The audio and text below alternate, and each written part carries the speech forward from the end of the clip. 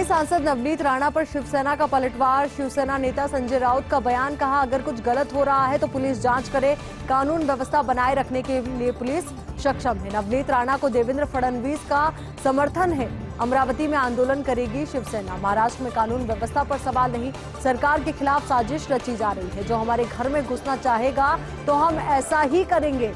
तो ये बड़ा पलटवार, सांसद नवनीत राणा पर शिवसेना का ये पलटवार। शिवसेना नेता संजय राउत का बयान सामने आया है। उन्होंने कहा है कि अगर कुछ गलत हो रहा है तो पुलिस जांच करे, कानून व्यवस्था बनाए रखने के लिए पुलिस सक्षम है। नवनीत राणा को देवेंद्र फडणवीस का समर्थन है। अमरावती में आंदोलन करेगी शिवसेना। महाराष्ट्र में कानून व्यवस्था पर सवाल नहीं, सरकार के खिलाफ साजिश रची जा रही है। जो हमारे घर में घुसना चाहेगा तो हम ऐसा ही करेंगे।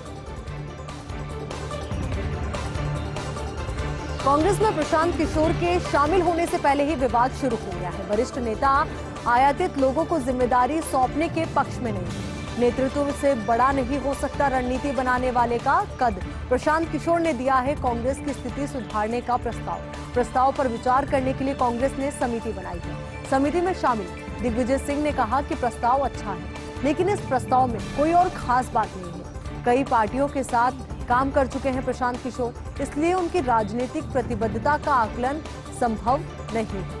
तो जैसे ही प्रशांत किशोर की कांग्रेस पार्टी में एंट्री की बात सामने आई कि पीके कांग्रेस पार्टी में एंट्री ले रहे हैं, तो ऐसे में विवाद भी शुरू हो गया है। वरिष्ठ नेता आयातित लोगों को जिम्मेदारी सौंपने के पक्ष में नजर नहीं आ रहे। नेतृत्व से बड़ा नहीं हो सकता है रणनीति बनाने वाले का कद, ये बात भी सामने आ रही है। प्रशांत किशोर ने दिया है कांग्रेस की स्थिति सुधारने का प्रस्ताव पर विचार करने के लिए कांग्रेस ने समिति बनाई है। समिति में शामिल दिग्विजय सिंह ने कहा है कि प्रस्ताव तो अच्छा है, लेकिन इस प्रस्ताव में कोई और खास बात नहीं है। कई पार्टियों के साथ काम कर चुके हैं प्रशांत किशोर, इसलिए उनकी राजनीतिक प्रतिबद्धता का आकलन संभव नहीं है। एक के बाद एक दूसरी पार्टी बहुत हड़बड़ी में लगते हैं प्रशांत किशोर। तो एक के बाद एक दूसरी पार्टी में जाना, तो ऐसा लग रहा है कि मानो प्रशांत किशोर बहुत ज्यादा हड़बड़ी में है। 2014 में नरेंद्र मोदी के लिए बनाई थी चुनावी रणनीति। 4 वर्ष बाद जदयू में शामिल वो पार्टी भी हड़बड़ी में छोड़ी। पश्चिम बंगाल में तृणमूल कांग्रेस से जुड़े प्रशांत किशोर अब संभालना चाहते हैं कांग्रेस का जनाधार लौटाने की जिम्मेदारी। प्रशांत किशोर की कंपनी IPAC कई पार्टियों के संपर्क में है। आंध्र प्रदेश में YSRP, तेलंगाना में TRS ले चुकी है IPAC की मदद। तो ये ऐसे में सवाल यही उठ रहा है कि क्या प्रशांत किशोर बहुत ज्यादा हड़बड़ी में है, जो एक के बाद एक दूसरी पार्टी की तरफ वो अपना रुख कर लेते हैं। 2014 में नरेंद्र मोदी के लिए चुनावी रणनीति उन्होंने बनाई थी। 4 वर्ष बाद जदयू में शामिल हो गए। वो पार्टी भी उन्होंने हड़बड़ी में छोड़ दी। पश्चिम बंगाल में TMC से जुड़े प्रशांत किशोर और अब संभालना चाहते हैं कांग्रेस का जनाधार लौटाने की जिम्मेदारी। प्रशांत किशोर की कंपनी कई पार्टियों के संपर्क में है। आंध्र प्रदेश में YSRP, तेलंगाना में TRS उनकी कंपनी की मदद ले चुकी है। अब बात करते हैं इंडिया टुडे की आवरण कथा की। तो उनकी इस बार की कथा है चौड़ी और गहरी होती खाई। हाल ही में देश भर में हुई हिंदू मुसलमान के बीच झड़पें, इसमें बहुत कुछ पिछली त्रासदियों जैसा ही देखा गया, लेकिन इसके साथ ही एक और डरावना एहसास भी गहराता गया कि वाकई ये वक्त कुछ और है, हालात कुछ और है और 1990 की रथ यात्रा के बाद देश में पहली बार बना माहौल, सांप्रदायिक नफरत के माहौल में सोच विचार पर विराम। तो इंडिया टुडे की आवरण कथा की बात इस वक्त हम कर रहे हैं। इस बार की आवरण कथा है चौड़ी और गहरी होती खाई। हाल ही में देश भर में हिंदू मुसलमानों के बीच में झड़पें हुई, इसमें बहुत कुछ पिछली त्रासदियों जैसा ही देखा गया, लेकिन इसके साथ ही एक डरावना एहसास भी गहराया था कि वाकई ये वक्त कुछ और है, हालात कुछ और है। 1990 की रथ यात्रा के बाद देश में पहली बार माहौल बना, सांप्रदायिक नफरत के माहौल में सोच विचार पर विराम लगता नजर आया। अब बात करते हैं इंडिया टुडे में सांप्रदायिक तनाव पर यशवंत सिन्हा के लेख की। तो वक्त की कसौटी पर अब तक खरा उतरा है भारतीय संविधान। अब उसकी रक्षा की शपथ लेने वाले उड़ा रहे हैं संविधान की धज्जियां।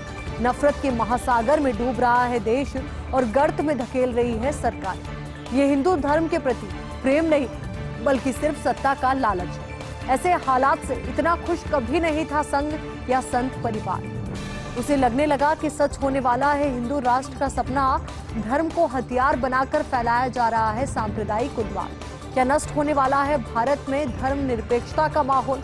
ये बड़ा सवाल उठाया गया उनकी ओर से। तो वहीं ये भी कहा गया है कि जो ये तमाम घटनाएं सामने आ रही है, तो ऐसे में ऐसा लग रहा है कि धर्म निरपेक्षता का जो माहौल है वो देश में खत्म होता हुआ सा या नष्ट होता हुआ सा क्या नजर आ रहा है? बड़ा सवाल और महत्वपूर्ण सवाल उठाया गया है तृणमूल कांग्रेस के उपाध्यक्ष पूर्व केंद्रीय मंत्री यशवंत सिन्हा की ओर से। तो उन्हीं का लेख इस वक्त आपको बता रहे हैं जो इंडिया टुडे में छपा है। तो वक्त की कसौटी पर अब तक खरा उतरा है भारतीय संविधान, इस लेख के जरिए उन्होंने कहा है। और ये भी कहा है कि अब उसकी रक्षा की शपथ लेने वाले संविधान की धज्जियां उड़ा रहे हैं। नफरत के महासागर में देश डूब रहा है और गर्त में इसे सरकारें धकेल रही है। ये हिंदू धर्म के प्रति प्रेम नहीं है, बल्कि सिर्फ सत्ता का लालच है। ऐसे हालात से इतना खुश कभी नहीं था संघ या संत परिवार। उसे लगने लगा कि सच होने वाला है हिंदू राष्ट्र का सपना, धर्म को हथियार बनाकर सांप्रदायिक उन्माद फैलाया जा रहा है। क्या नष्ट होने वाला है भारत में धर्मनिरपेक्षता का माहौल? तृणमूल कांग्रेस के उपाध्यक्ष पूर्व केंद्रीय मंत्री यशवंत सिन्हा। आर्थिक संकट के कारण श्रीलंका से पलायन कर रहे हैं लोग। शुक्रवार तड़के 18 और लोग पहुंचे हैं तमिलनाडु। अब तक श्रीलंका के 60 लोग पहुंच चुके हैं तमिलनाडु। मंडपम में एक पुनर्वास शिविर में ठहराए जा रहे हैं ये लोग।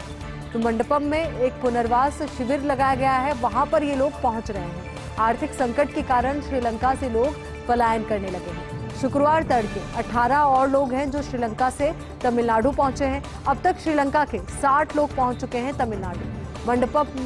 मंडपम में एक पुनर्वास शिविर में ठहराए जा रहे हैं ये लोग। 2 वर्षों के बाद फिर से हज यात्रा की शुरुआत हुई है। हज के लिए सऊदी अरब जा सकते हैं भारतीय यात्री। इस वर्ष शुक्रवार तक हज के लिए 88,000 से ज्यादा आवेदन, इनमें से 78,237 आवेदकों को हज की मंजूरी मिल गई है। तो करीब 2,000 सिंगल महिलाओं के भी हज के लिए आवेदन है। 2018 में बनी हज नीति में 45 वर्ष से ज्यादा उम्र होने पर अनुमति।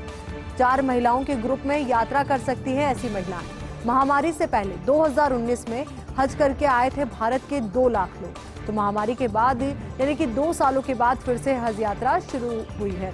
हज के लिए सऊदी अरब जा सकते हैं भारतीय यात्री। इस वर्ष शुक्रवार तक हज के लिए 88,000 से ज्यादा आवेदन आ चुके हैं। इनमें से 78,237 आवेदकों को हज की मंजूरी मिल गई है। करीब 2,000 सिंगल महिलाओं के भी हज के लिए आवेदन आए हैं। 2018 में बनी हज नीति में 45 वर्ष से ज्यादा उम्र होने पर अनुमति है। 4 महिलाओं के ग्रुप में यात्रा कर सकती हैं ऐसी महिलाएं। महामारी से पहले 2019 में हज करके आए थे भारत के 2 लाख लोग। पाक मूल की ब्रिटिश सांसद नाज शाह को नकवी की नसीहत। ब्रेडफोर्ड वेस्ट की लेबर सांसद नाज शाह ने किया था ट्वीट। भारत यात्रा के मौके पर ब्रिटिश प्रधानमंत्री को दी सलाह। भारत में इस्लामोफोबिया का मुद्दा उठाने का अनुरोध किया। मुख्तार अब्बास नकवी ने किया इस ट्वीट पर पलटवार। इंडिया फोबिया को इस्लामोफोबिया में बदलने की जरूरत है। आप अपने इंडिया फोबिया पर ही टिके रहें, यही बेहतर। केंद्रीय अल्पसंख्यक मामलात मंत्री हैं मुख्तार अब्बास नकवी। तो पाक मूल के ब्रिटिश सांसद नाज शाह को नकवी की नसीहत की बात इस वक्त हम कर रहे हैं। ब्रेडफोर्ड वेस्ट की लेबर सांसद नाज शाह ने ट्वीट किया था। भारत यात्रा के मौके पर ब्रिटिश प्रधानमंत्री को उन्होंने सलाह दी थी कि भारत में इस्लामोफोबिया का मुद्दा उठाए, और यह अनुरोध भी उनकी ओर से किया गया था। तो ऐसे में मुख्तार अब्बास नकवी की ओर से उनके इस ट्वीट पर पलटवार किया गया है और कहा गया है कि इंडिया फोबिया को आप इस्लामोफोबिया में बदलने की जरूरत नहीं है। आप अपने इंडिया फोबिया पर ही टिके रहें, यही बेहतर होगा। केंद्रीय अल्पसंख्यक मामलात मंत्री हैं मुख्तार अब्बास नकवी। नीति आयोग के उपाध्यक्ष पद से राजीव कुमार का इस्तीफा। अब सुमन बेरी बने नीति आयोग के नए उपाध्यक्ष। 1 मई को आयोग के उपाध्यक्ष का कार्यभार संभालेंगे सुमन बेरी। वर्ल्ड बैंक के चीफ रह चुके हैं सुमन। भारतीय अर्थशास्त्री हैं। सेंटर फॉर पॉलिसी रिसर्च में वरिष्ठ फेलो भी रह चुके हैं सुमन। अभी ब्रुसेल्स में स्थित एक इकोनॉमिक थिंक टैंक के नॉन रेजिडेंट फेलो हैं बेरी। ऑक्सफोर्ड से ग्रेजुएशन और प्रिंसटन यूनिवर्सिटी से हासिल की है मास्टर्स की डिग्री। लखनऊ विश्वविद्यालय से पीएचडी की उपाधि हासिल की थी सुमन बेरी ने।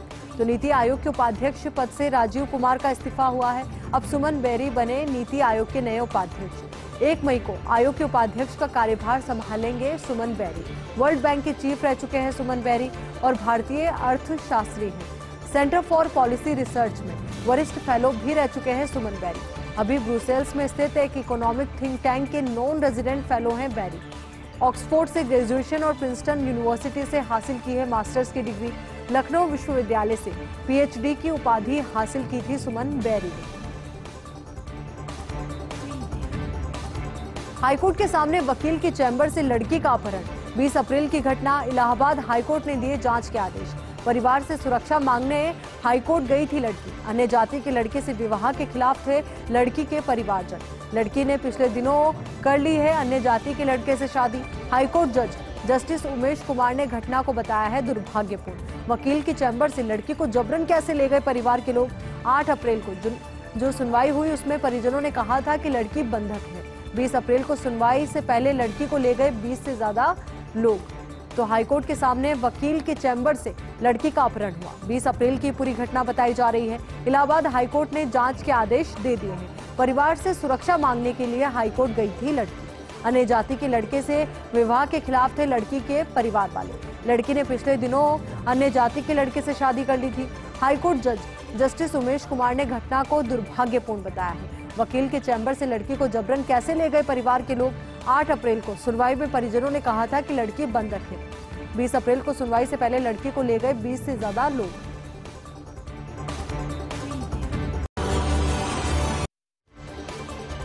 ब्रेक के बाद एक बार फिर से आपका स्वागत है। चलिए आगे बढ़ते हैं और आपको बता दें कि तलाक की खबरों के बीच भारत आए हैं हॉलीवुड एक्टर विल स्मिथ। आज मुंबई के कलीना एयरपोर्ट पर किया गया है उन्हें स्पॉट। विल स्मिथ की कई तस्वीरें आई है सोशल मीडिया पर सामने। इससे पहले साल 2018 में हरिद्वार आए थे विल स्मिथ। दरअसल ऑस्कर में थप्पड़ कांड के बाद चर्चा में आए थे विल स्मिथ। ऑस्कर में क्रिस रॉक को थप्पड़ मारने के बाद पहली पब्लिक अपीयरेंस।